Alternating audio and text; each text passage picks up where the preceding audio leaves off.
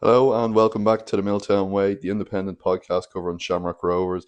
I'm Ryan Bredon. I'm joined here as always by Adam Casey. A couple of things to go through today. We're obviously spirits are high. A third consecutive Dublin Derby victory for Shamrock Rovers as they beat Bohemians 2-1 on Friday night in Tallaght Stadium. We'll also look ahead to the trip to Derry City and not the normal ground, the brand new it's going to be in, of course, Celtic Park, Derry's GAA Stadium.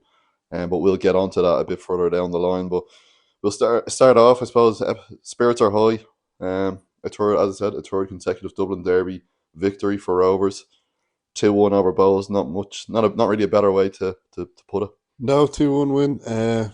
Just three Dublin Derby wins in a row. If you had said that after the kind of, I remember we were in a bit of dreary form after one or two after the Waterford game, And the Drogheda one as well. yeah, and we were looking ahead to the three Dublin Derbies. If you had said 3 wins from three, I don't think we would have said no to that. Exactly. 9 points from a possible nine.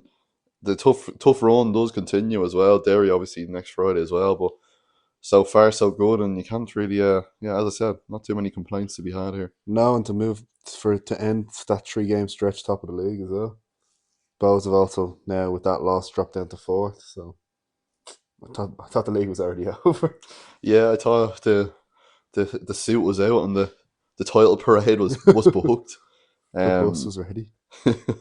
Yeah, no, exactly that.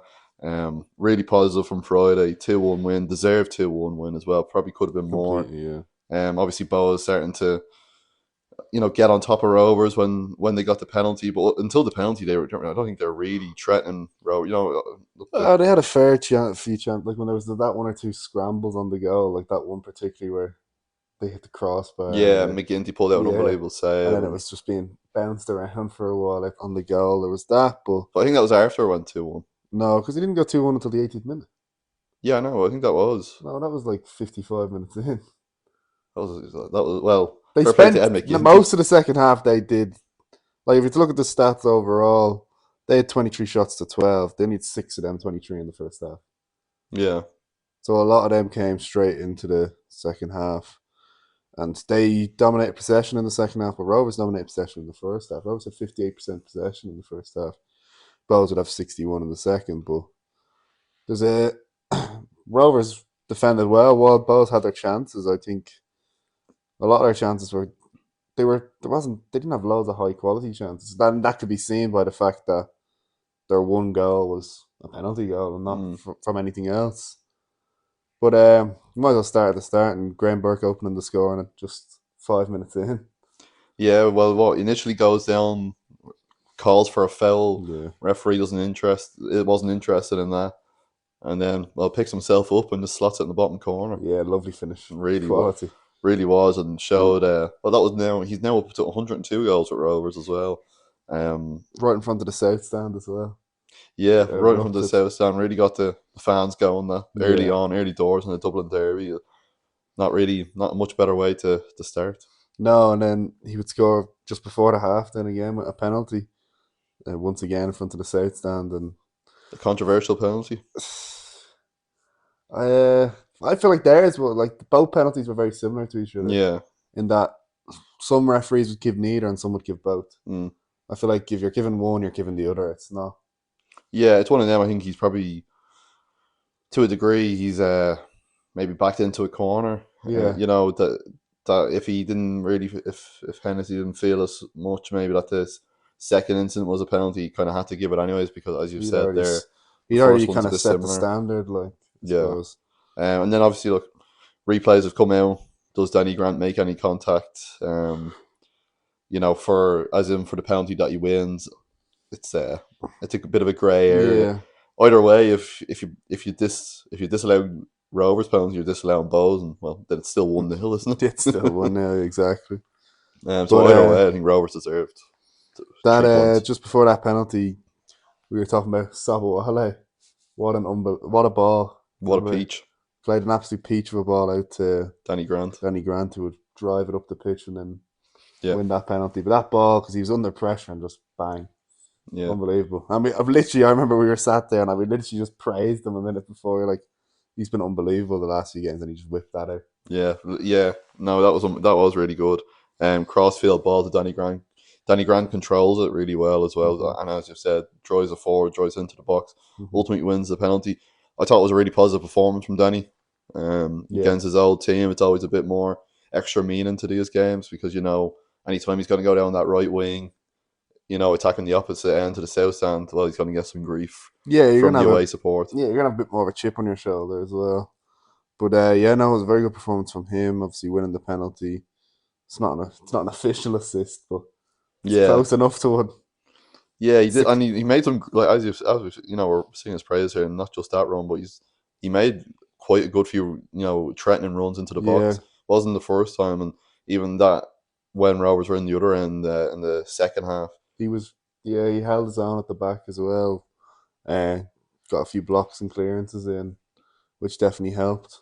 Yeah, Because when they're putting that one, they was putting pressure on. It definitely made a difference having him back there. yeah, 100%. I think But the back line in general were phenomenal. yeah. Well, this has been the common theme of appraisal from us. Yeah, that back three, seems to be the regular back three now of Yeah. Sabawale, Pico, and our favourite The Corey fan O'Sullivan. favourite Corey O'Sullivan. If Corey Corey O'Sullivan O'Sullivan has no fan. fans, I must be dead. He was once again phenomenal. But I outside of Graham Burke, I would probably give my man of the match would have went to Corey O'Sullivan. That doesn't sound surprising to me. I gave him man of the match before the game starts. In the warm up, you're watching the drills as Yeah, well, seeing how I'm he's like, yeah, performing yeah, I there, like that. how he's getting on the rondo. Hasn't been in the Yeah. middle once. But even looking at some of, I know these are stats only tell so much, but 4 tackles, 5 clearances, 4 interceptions, 5 recoveries, 6 out of 8 ground duels won. I know there's stats and stuff, but the eye test as well said the same thing as what was saying was Corey O'Sullivan is that guy. Corey O'Sullivan likes to ground and pound his way out. Is that controversial to say? Might be. Are we getting cancelled? Yeah, it's the last ever episode. Another look piece of appraisal is John O'Sullivan. Yeah, Comes into the starting don't think lineup. many expected to see him in this lineup really.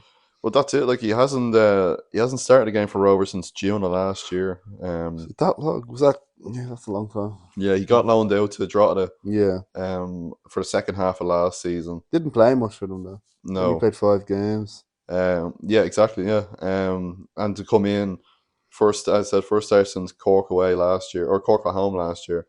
To come in, play full 90 minutes against Bows, and well, put in another solid performance here. Yeah, and it's not like he'd come on against Shelburne, and so the most amount of minutes he'd had this season was only 32. Like to go for that to playing a full 90 and playing a very good 90 against such a big game, it's kind of you can't really what's the word Fault sing him. his praises enough. Yeah, well, that's it. And yeah, look, to come in, I'll be one to hold my hand up and say when I saw the starting lineup and saw John O'Sullivan in it, I thought that not as in doubting his ability because I know there's definitely the player in there and he showed it. He Yeah, showed of exactly course. that, but it's just as we've said here, he hasn't gotten many minutes. He hasn't started many games for Rovers since the start of this year, but comes into the starting lineup, puts my doubts to bed.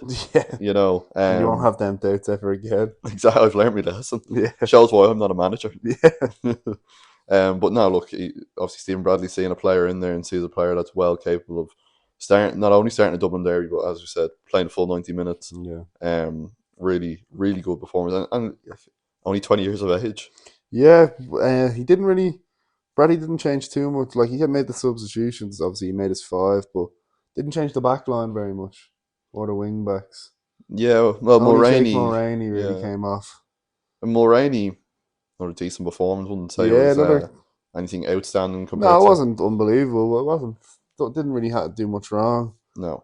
Victor would come off then as well. He would play the 88 minutes though. He'd play nearly the full 90. Mm. Not a good performance from Victor. Yeah, 1 or 2 times I felt like when they were on the break in the second half, he there was a kind of couple of just kicked it to get yeah.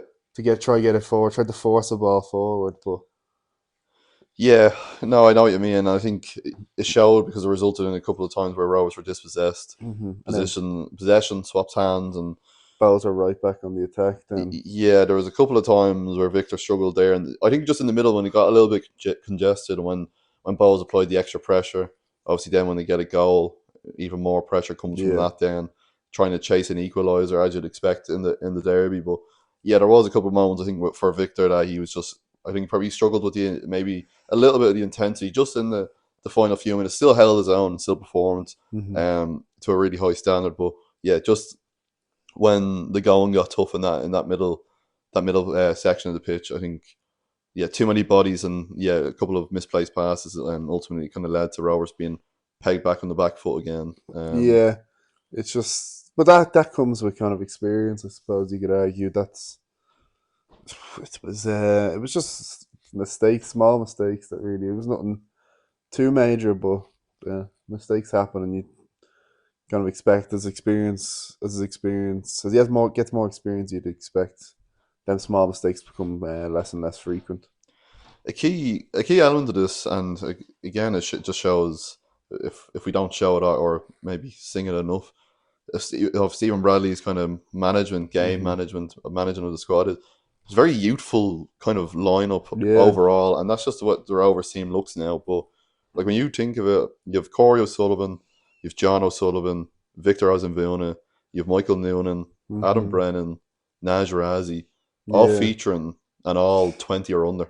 yeah. But even with the starting lineup, only three players in their thirties. Like, Yeah, yeah, you're right. Yeah, you like know, three teenagers in the starting lineup. like to me, I don't know. It's showing exactly where Rovers are heading of hmm this youthful quality that they have. Look, we do. Victor Ozenviona will depart next January. Unfortunately for Rovers' perspective, selfishly, Yeah, um, we would expect. We sit here and expect that Michael Noonan will depart in the summer. yeah, But it's just showing the production of this, quality that's coming through Rovers coming through, and that stems all the way from Roadstone, of course, hmm and that's where it starts at from grassroots the level. club law. Exactly. Well, this is it. Funded by the members. Exactly. But yeah, no, this is exactly why. This is exactly why you and I will go to a game. It's exactly why everyone else supports this club, and it's you want to see the money you're spending on your season ticket, on your membership, on your match ticket, Yeah, whatever it is, your club lotto. You want to see them funds put to a good. You want them to be put right, and that's exactly what's happening here. And we're seeing more and more products of this, yeah, and showing that it's working. And it is because yeah, Rob, as you said, three teenagers in the starting lineup, that are that are 19 and yeah, 17, and then and Rovers sit at the top of the table, two yeah, points clear of Pats. yeah. Only one defeat, and that was, of course, Bows away. But Bells, yeah, won defeat. Dundalk also only have one defeat, but obviously have a lot, two more draws than Rovers do. But yeah, I suppose considering how we were speaking a bit bleak a few weeks ago, to only have one loss and be 2 points clear after 12 games, one third of the way through the season, there's worse and positions you can be in. it was only 2 weeks ago that was the Waterford podcast. Yeah, When we record on the way back from Waterford, and yeah, that was just before the Easter. yeah, and we're looking ahead to the Easter Monday fixture against Shelbourne, and probably not being too optimistic or being a bit cautiously optimistic to think what was going to happen after a one-all draw at Waterford at that time as well. That it could have easily been a Waterford, victory that day. But Yeah, to look at that and think, here we are, 3 point or sorry, 3 wins from three Shelbourne, Pats, and Bows, and going to Pats and getting a win. It's nothing to be kind of dismissing, and it's nothing to be. no. These are good times, to be winning three Dublin derbies back to back to back, Yeah, and sitting as a result, you sit at the summit. yeah, true. Yeah, there's worse positions to be in, and now that Bows have dropped to fourth as well, also helps. Dundalk are holding their own. Yeah, They got the draw against Atala when they played you Rovers. have to feel for Waterford a little bit. Still not a win Still after no 11 wins, but yeah, games. one of them draws is against Rovers. Yeah, I That's a suppose bit obviously, frustrating. they lost 2-0 obviously, not Saturday night to Sligo as well. It's turned out to be an interesting bottom half of the league because then you Yeah, have if Shelbourne Shelburne, sitting 3 points off a relegation playoffs. What now? like it could be like Spurs. You're never too big to go You down. never are. Well, Shell's they've going gone back down. down. Yeah, Yeah. But yeah, like that, and then like you had Drogheda who are well qualified at the end of the season for Europe, and then ultimately didn't kick a ball of European football. yeah. You do have to feel for that a little bit, You but would think maybe had they not been kicked out, they would have gotten quite a bit of money. that Obviously money could depending on have how much, or how far they would have made it into the qualifiers. But still would have helped a bit. Yeah, then you think, would they sit ninth now at the minute? It's all these kind of ifs, buts, and maybes. yeah. But the reality is, the stark reality for them at the moment is that they do sit in ninth place. They do have a game in hand over Sligo and sit a point behind them, so they might put that to use as well. Yeah, hopefully. But But I don't mind Drogheda. It's one of the grounds that don't you can't know. see the corner flags. Yeah, true. But they do have that nice new scoreboard. Oh yeah, Actually, no, they can go down after that song. Remember the song they had before the game, the last day? gonna sing it no for no. Don't Oh, worry. that was awful. And then they had player names in that song as well, didn't Yeah. they? And they Yeah. had like a board that had all the names of the And players. I had it like 5 times on each the players' names Terrible. 5 times. Yeah, it was awful. It Yeah. looks like, well, Cork are top of the first division, so you have to expect them to come back up as well. I always find that boring. Yeah, I know. You know, Well, they've got 8 wins from 10, 2 draws. unbeaten. Yeah. Yeah. And then UCD are, could imagine UCD could be back. Back to the bowl. We've had a few years without them. Yeah. Yeah, that's true. But no, like look, as you know, we're singing Rovers praises here, and well, at the minute, rightly so. It's everything is sunshine and roses. Really, like look, overall, the most important thing I think from this, particularly on the most recent Dublin Derby day, is that Rovers did deserve to win. Yeah. They didn't leave the ground thinking, yeah, Rovers won, which is often a common feeling sometimes. I think with Rovers is, getting a result, but you kind of leave thinking that wasn't great. On that, that attack in front we always talk about.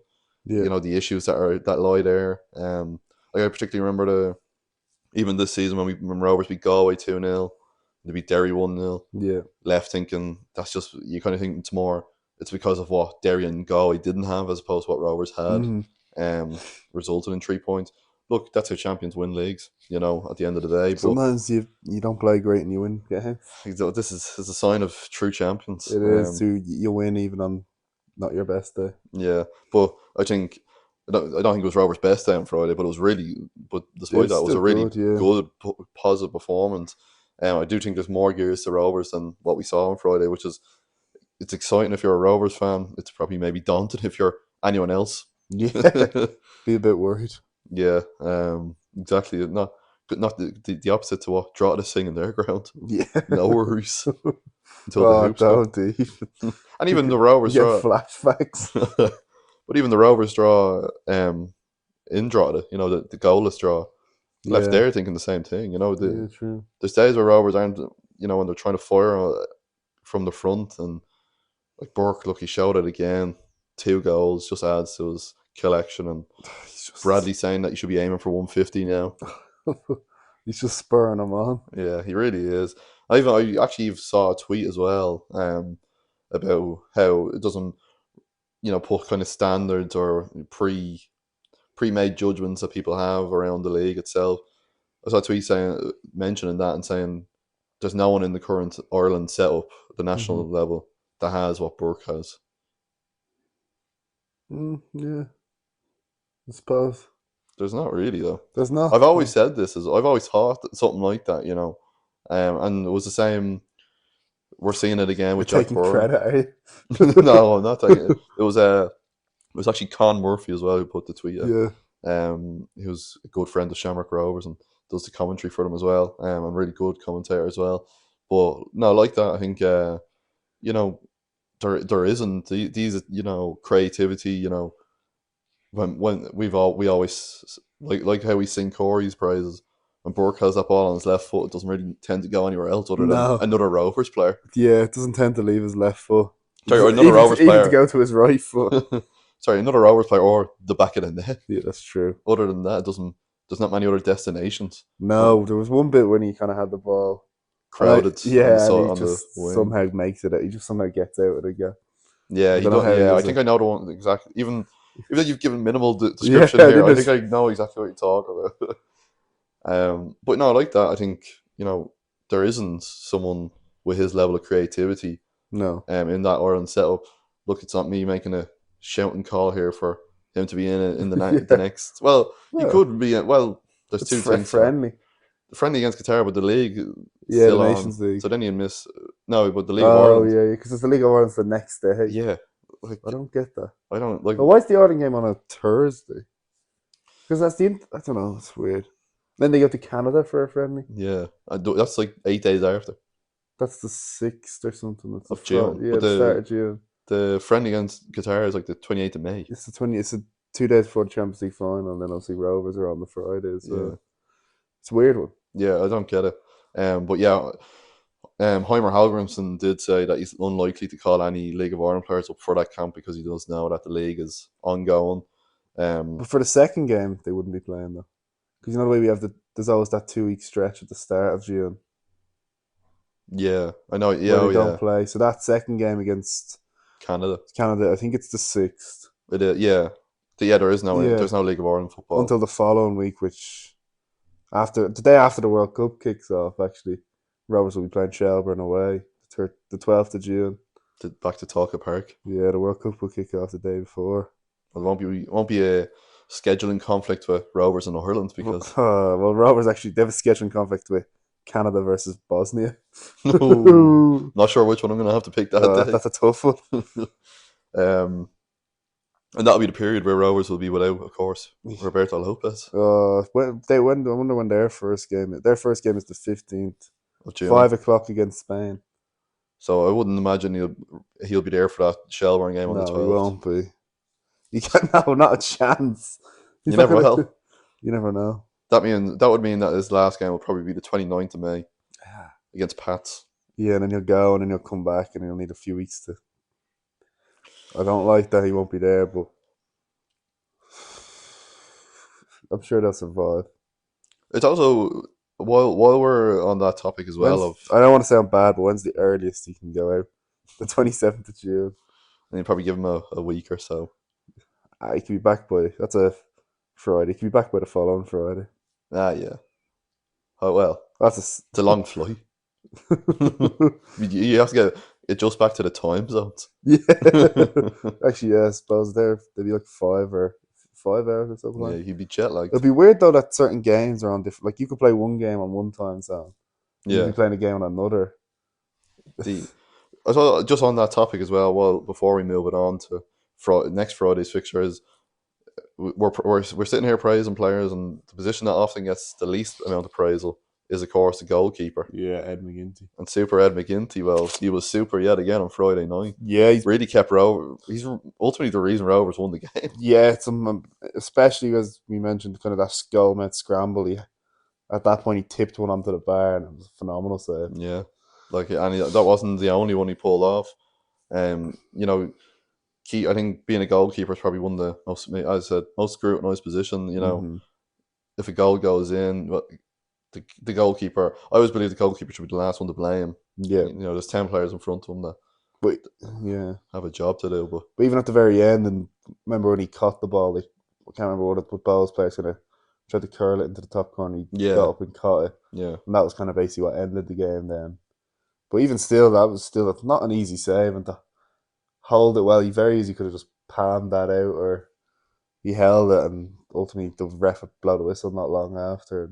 Yeah, and it's one of them, since McGinty's arrival. I know it's not as if he's a new signing or anything like Sabawale or the likes of Asamoah, but he's just shown he's just really fit into this Rovers team. Yeah. And he shows no sign of letting up. No. It's just he's a really good keeper, I think, and maybe one he does gets his praise, but one that I think maybe we can be guilty of it a little bit as well. It's not picking him out sometimes. As I said, that goes with that position of being a goalkeeper. But yeah, look, give him his flowers for Friday night. Unbelievable, and really kept.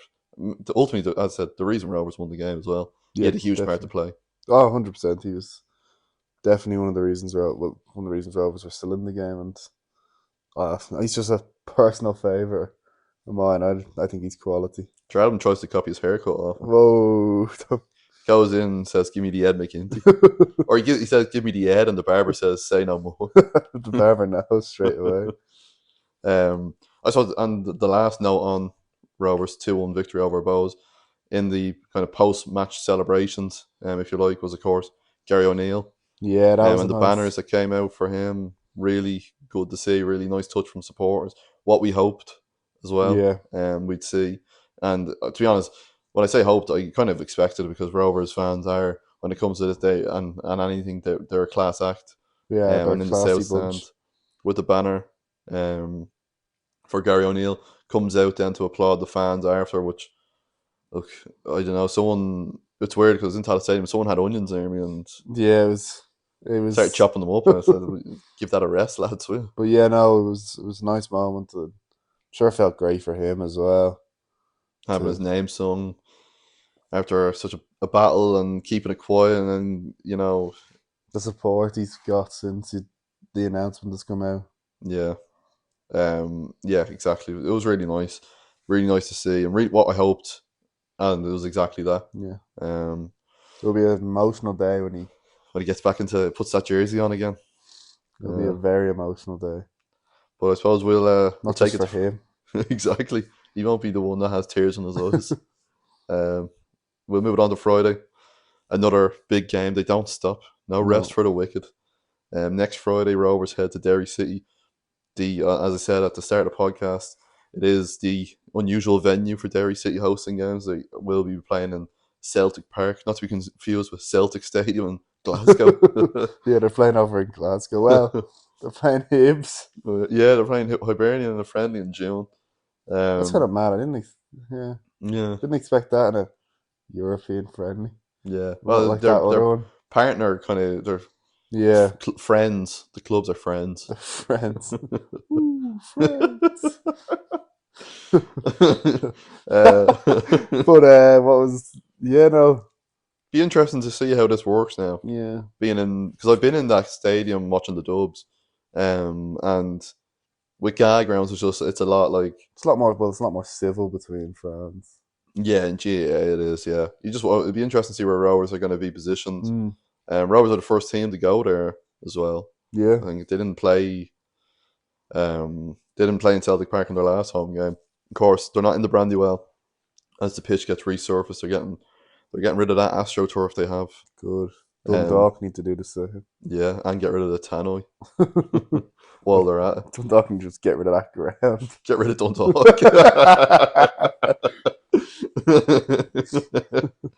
Well, they could be in Europe by the end of this. By the end of it all, in Europe with their tannoy for one round of qualifiers. But yeah, no. Look, a big challenge lies ahead. Of course, with Derry City comes their high-profile James McLean. See his Instagram posts and stuff. He does more Instagram posts than he does playing football. If he spent half his time, if he puts half of that energy on Instagram into his football, Derry City might not be struggling for form at the minute. Did you hear him calling out the League of Ireland pitches? Yeah, he's a clown. And the only thing what I will say is Derry City will host Rovers in high hopes, in good form, on the back of beating Shelbourne 2-1. Yeah, and speaking of Derry and James McLean, his cryptic Instagram posts with the picture of him in the boxing gear. I heard he's training for a big fight coming against Rovers. He's training for next Friday. Yeah, Mortal Kombat. Fight to the death against Graham Burke. But there's only one winner. The picture of him in the box. I know he said that was from a previous time. Yeah. Why posted it? Yeah, he knew exactly what way. With the caption, if they don't have what you want, don't listen to what they say. It's no greater waste of time than justifying your actions to people who have a life you don't want. Didn't know it was William Shakespeare. The mixtape's coming out soon.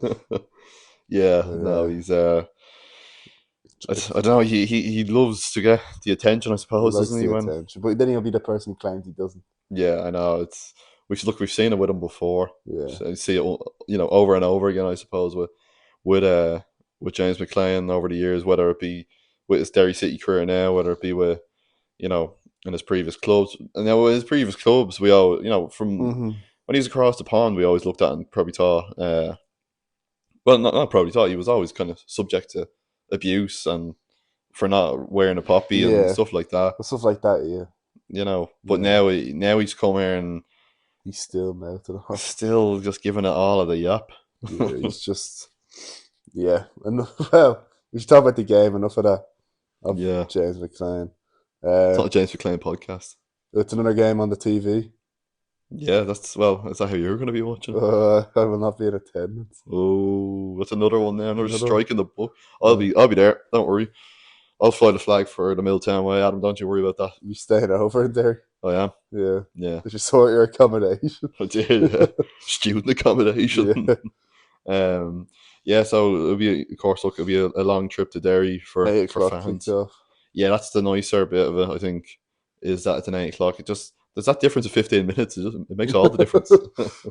But yeah, no, look, it'll be a really tough game, and no doubt about it. I think with what we can expect with Derry, as I said, high hopes from or good form. As I said there about them beating Shells and Talca Park, but until then they were going through a rough patch. So they're going to want to kick on from that.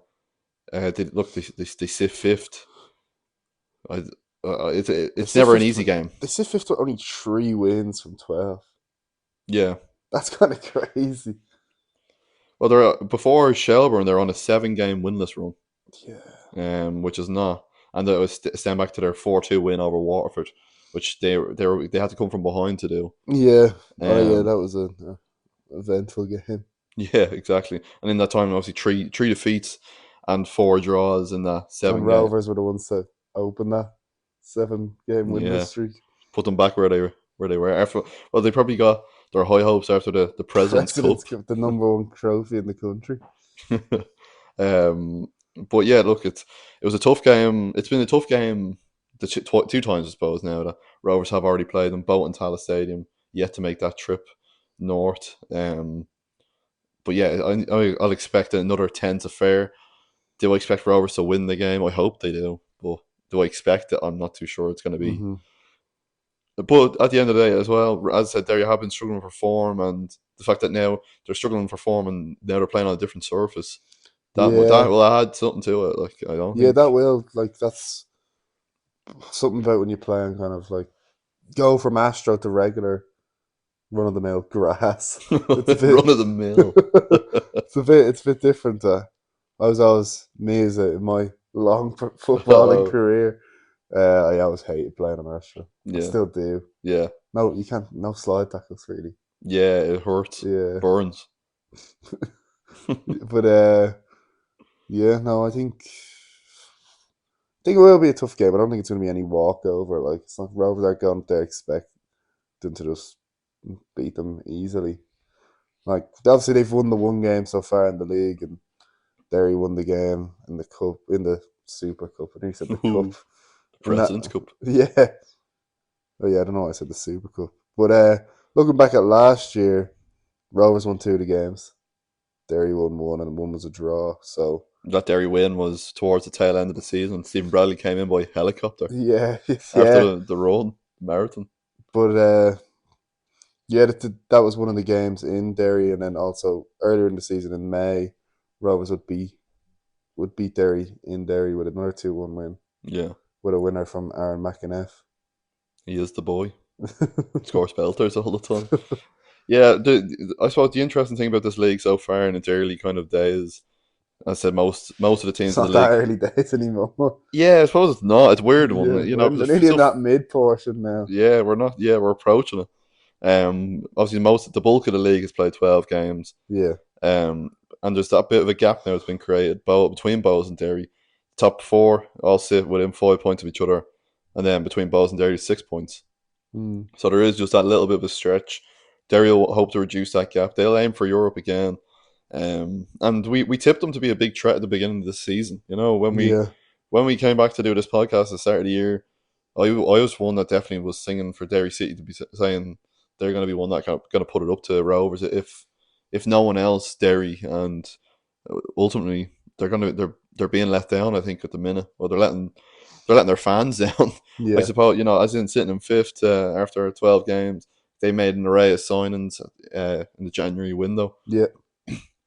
to you know, to have that kind of and give that hope to fans, and ultimately it's not being proven on the pitch. Um, No, no way at all. Has it been no, it's not. It's not like three translating. wins? I kind of. It's not great, really, is it? It's Three wins not. from 12. I mean, well, you think It's of a it, bit bleak. they're 4 points off a relegation playoff place. Look, if you look at it like that, and draw Yeah. to have a game in hand. Oh, that's true. So, I think, you know, just little things like that. I think, and even sure, like below them, Galway are level points with them. Only goal difference separates Hmm. it. Shelburne are 1 point, Behind.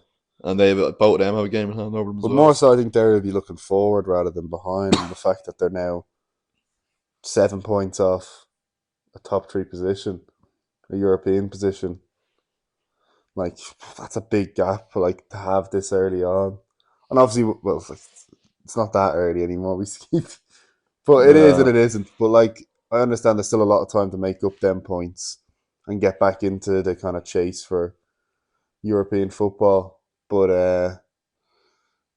there's that, and then but also then you could make the argument that having a gap of seven already is a bad sign as well. Allowing yourself to allowing your kind of rivals in that race for Europe to gain that much ground on you this early on is a bit of a worrying sign. it is. And look, we already mentioned Dundalk, unfortunately, but they say like Dundalk are just up. They've just got promoted. Yeah, They're on the brink of extinction at one point. yeah. They're sitting third now, and they're holding their own this Premier Division return. And yeah, as you said, 7 points clear of Hmm. Derry. Derry should, like, if you're a Derry City supporter, you shouldn't really be necessarily letting that slide. You know, Yeah. but just in that sense that you think if you're looking at a team that's newly promoted, as I said, on the brink of extinction at one point, Hmm. you know, you're thinking why, whereas Derry City have made you know, wholesale changes to their squad. One of their key performers is a new sign as well, Barry Cotter, obviously a former hoop as well. Yeah. Having played for Rovers in 2021, 2022. He made a return to the league, and he's making a good impact on Tiernan Lynch's side. He did score in the last game as well, his first goal for Derry on his return, and yeah, helped them win 2-1 ultimately. But you know, it's just like at the minute. Look, I'm not downbeat over not seeing Yeah. enough from Derry City, but um, and I don't want to be You don't want to throwing see them get back into it now. it next week. No, they can wait Continue until the on, week after. yeah. Um, but no, like, so, you know, for Derry, I think there's just they'll know themselves. Look, that they should be performing at a higher level. Hmm. Should be higher in that table.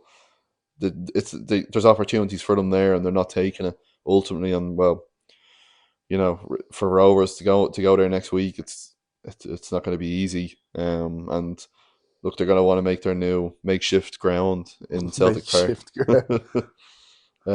You say The, it like they just built it I out like know, yeah, I IKEA. know. It came out only 3 legs. Tree stands. um, but yeah, it'll be an interesting trip as well, and well, hopefully on that on that note, for trip for supporters like myself, not Adam, Ooh. but no, but on that is, if you remember, if you jog your memory back to when Rovers did play there last year and were on the brink of winning the league, ultimately did lose and didn't win the league that day, but Yeah. was Rovers fan supporters bus was stopped and was Oh turned yeah. away. Yeah, so there's been already precautions set, and if you haven't seen it already, check out the Rover supporters liaison officer Twitter page. Is very active on that. Has given plenty of notice for Rovers fans who are going to make the trip. Just to kind of be cautious and make sure that it doesn't result in that way, Hmm. because it was really poor form. I remember the outrage at the time, Yeah. and rightly so. And then hearing reports that the fans that were on that bus had to watch it on a telly in Donegal at the back end of Donegal. Like that's just not it's not acceptable. Yeah. It's particularly to make that such a long journey. It's not like it's next door. No, It's still probably the longest trek you can do in the league. I think well, not Go. for I'd say in the Premier Division it's one of them. Yeah. Yeah. I'm trying to think of Munster, Yeah. but there's no Munster teams in the No, like when Cork are in a Cork that they're using, that's a miserable trek. yeah. Um, but yeah. So on that note, just any fans who are making the trip and might be listening to this, just I said make sure to check out that any kind of precautions, and I'm Mhm. sure it might be in the email and anyways for Rovers fans who when they're buying the ticket, just to kind of as I said you don't want a similar result. And that was from the PSNI as well. That Yeah. acted really untoward and yeah left a lot of Rovers fans outraged, and I recall it vividly as well. So yeah, it's really poor to see that happen. And as you said, it's not around the corner; they're not next door neighbours. So Yeah. making such a long trip and not seeing the game of football that you come to see is it's not acceptable. No, it's not. There has been issues with Derry before in the past. Remember when the Rovers had to be brought out onto the pitch as well that time Yeah, this there because of has a history. This rockets. fixture. Yeah. It might be a bit different this time, maybe because the ground and that was also because yeah, I remember when Rovers fans had to be brought onto the pitch at the end. That was also because the position of the away end, basically position was sitting ducks because it was on that main there behind that wall is Yeah. the main road where all the fans would go ultimately Yeah. pass. When they all know when there's those who seek trouble will know that Rovers fans are over the other side of that wall and true objects and the whole lot. Hmm. Just yeah, Derry has this history, I think, of not being the nicest place to go. No. And well, I'm currently saying that as I will be making that trip on Friday. Yeah. Yeah. Just bring a helm. Exactly, the riot gear. Yeah. You need a riot shield and everything. Because I predict a riot. But yeah, no. Look, as I said, look, it's going to be it's a tough evening in store, and it's just yeah, it's an important game, and Derry it's even more important thing from a Derry's perspective because Yeah. they want to start continuing on. So Rovers need to make sure they disrupt that rhythm, and yeah, players need to show up on the night. And I'm confident they will on the back of Yeah. 3 Dublin Derby victories. You know, you can't go in a much better form. You can't argue with that, can you? No, you can't. The boys, they're back. But yeah, I suppose that's it. I suppose Adam, you've touched on in previous episodes of the fan event that's taking place. Yeah. Well, currently as we record, Yeah. Neither of us are at. no, no, neither of us are at it. Unfortunately, due to prior commitments. Yeah. The Um, pot but yeah, it's obviously that's taking place in this the evening. dropping well. Yeah. I was going to say the wishing well for some reason. Want to make a wish? But yeah, hopefully that event is going well as well. That was support set up by the South Stand fanzine, and that's taking place in Rathmines, probably currently as we speak, I'd imagine. And yeah, hopefully that goes well. Other than that, that's really it. Thanks for listening to this episode. As I said, if you're a follower of the pod, make sure you do share it, give us a like. Let us know how we're getting on. Get in touch with the podcast. You can do it in the comments of wherever you're listening to the podcast, or get in touch via email, the Milltown Way at gmail.com. Social media is always open as well from us at the Milltown Way. So whether that be Instagram, Facebook, or Twitter, do get in touch and let us know your thoughts or any questions you have for us when we record. And we're also on YouTube as well Yeah. if you do fancy listen to us via YouTube. Yeah. No video pods. Yeah. No video podcast yet. We haven't revealed our identity yet. The face behind. Yeah, our faces are like blurred out. Yeah, it has the voice distorter, Yeah. or makes you sound real like a clown or something. But no, that's it, I suppose, from us for this week. Yeah. As I said, we're feeling positive. 3 Dublin Derby victories in a row. You can't feel much better, and sitting currently proudly at the top of the table, and Hopefully it's 4 wins on the bounce now this week. hopefully so. But yeah, other than that, we'll chat to you then after Derry, and Well, thanks for listening. actually, yeah. Oh. I was going to make one small point. And there could be 4 wins in a row. We haven't lost again since the 27th of February. I'll leave that with you. And on that note, And on that, we'll chat to you next week. thanks.